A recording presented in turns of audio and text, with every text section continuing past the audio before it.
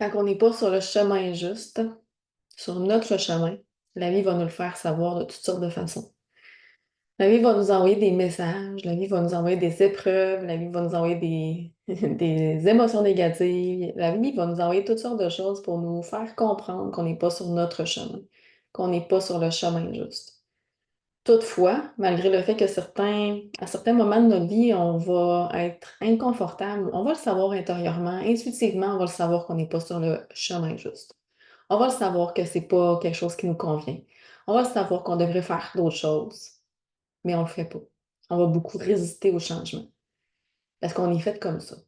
Même si c'est inconfortable, on a souvent peur de changer. On a peur d'apporter des changements parce qu'on a peur que ces changements-là laissent des traces. On a peur de perdre nos acquis. On a peur de l'insécurité. On a peur du manque. On a peur du doute. On a peur du jugement. On a tellement de peur à l'intérieur de nous que souvent on va endurer des choses qui ne nous conviennent pas sur des longues périodes jusqu'à ce que la vie nous envoie le message ultime, des fois des problèmes de santé, des fois des séparations, des fois vraiment des situations qui deviennent intolérables. Donc, la vie va nous envoyer ces épreuves-là, ces difficultés-là, ces situations-là pour nous faire comprendre une fois pour toutes qu'il y a des changements qu'on doit faire dans notre vie. Et c'est ce qui m'est arrivé, moi, cet hiver. Donc, j'ai pas été à l'écoute des messages de l'univers, des messages de la vie. Et puis, ça faisait un petit moment que j'endurais des choses qui me convenaient pas.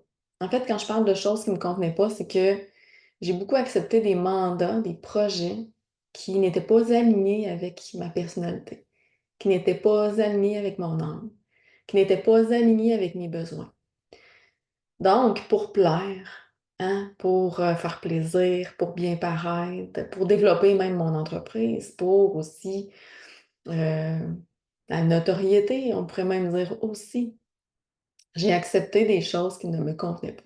J'ai accepté des choses qui ne me faisaient pas vibrer. J'ai accepté des choses qui n'étaient pas vraiment alignées sur mes besoins, sur ma passion, sur mon essence, sur mon identité. En acceptant des projets qui ne me convenaient pas vraiment, mais c'est sûr que ça m'a épuisée, mais j'ai vraiment ressenti une très grande perte de sens parce que plus je disais oui à des projets qui ne me ressemblaient pas, plus c'était ça qu'on m'envoyait aussi, ces projets qui ne me ressemblaient pas. Donc, qu'est-ce qui se passait? C'est que je faisais de moins en moins de projets qui me ressemblaient. Je m'orientais naturellement vers les projets qu'on me proposait. Je construisais même des projets qu'on me proposait au détriment de ma passion, au détriment de mon essence, au détriment de mon identité, de ma personnalité. Le fait d'avoir un peu le vent dans les voiles, dans quelque chose qui ne me ressemblait pas, me faisait vivre énormément d'anxiété. Fait que je vivais beaucoup d'anxiété avant.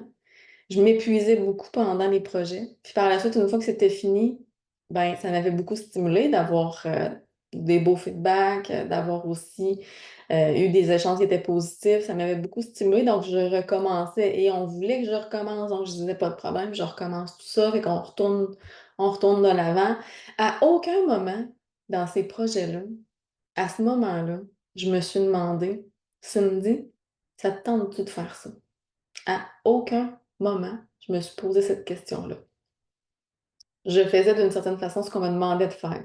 Je faisais ce qu'on me disait que j'étais bonne à faire. Donc, je continuais là-dedans sans me questionner à savoir, hey, moi, ça me parle-tu ça? J'ai-tu envie de faire ça? Est-ce que j'ai du plaisir à faire ça? À aucun moment, je me suis questionnée. Puis ça, c'est un principe de base aussi de bien des choses dans notre vie. Hey, tu devrais rester avec cette personne-là. Sépare-toi pas, là, tu sais, hein? C'est une bonne personne. Mais nous, là, quand on se questionne à savoir, est-ce que cette personne-là est bien pour moi? Est-ce que moi, je suis amoureuse de cette personne-là? Est-ce que cette personne-là, c'est ma personne? Quand on se donne la peine de se poser des questions et d'accueillir les réponses, on se donne la peine de devenir soi-même. C'est uniquement cet hiver, quand que, je me suis j'ai vécu énormément d'anxiété, une très grande fatigue, que là, je me suis dit: «OK, je suis vraiment trop tournée vers des choses qui font plus de sens pour moi», à plusieurs niveaux. Autant sur le plan professionnel que sur le plan personnel. Au niveau personnel, j'étais de plus en plus anxieuse. Puis le travail avait pris une proportion démesurée, ce qui faisait en sorte que j'étais plus capable nécessairement de profiter autant de mon existence. Moi, qui a toujours prié de façon régulière, qui a toujours médité de façon régulière, qui a toujours bougé de façon régulière, c'était plus autant présent dans mon existence. Tous mes ancrages sur le plan spirituel, sur le plan énergétique, sur le plan mental même, avaient avaient perdu de leur importance. Puis vous savez, hein, quand on s'égare de soi, c'est souvent un signe comme ça là, qui nous donne l'information, c'est que tout ce qui est important, tout ce qui nous faisait du bien, tout ce qui faisait sens, on va pas le tasser toujours volontairement. Ça se peut qu'on le tasse volontairement puis on se dit: «Ah, je vais choisir de faire ça à la place, je le ferai plus tard, ah, je le ferai demain, je le referai la semaine prochaine», mais finalement on le fait pas.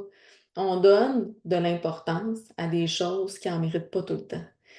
Puis notre vie, c'est un choix, hein. La plus grande capacité de l'homme, c'est sa capacité à faire des choix.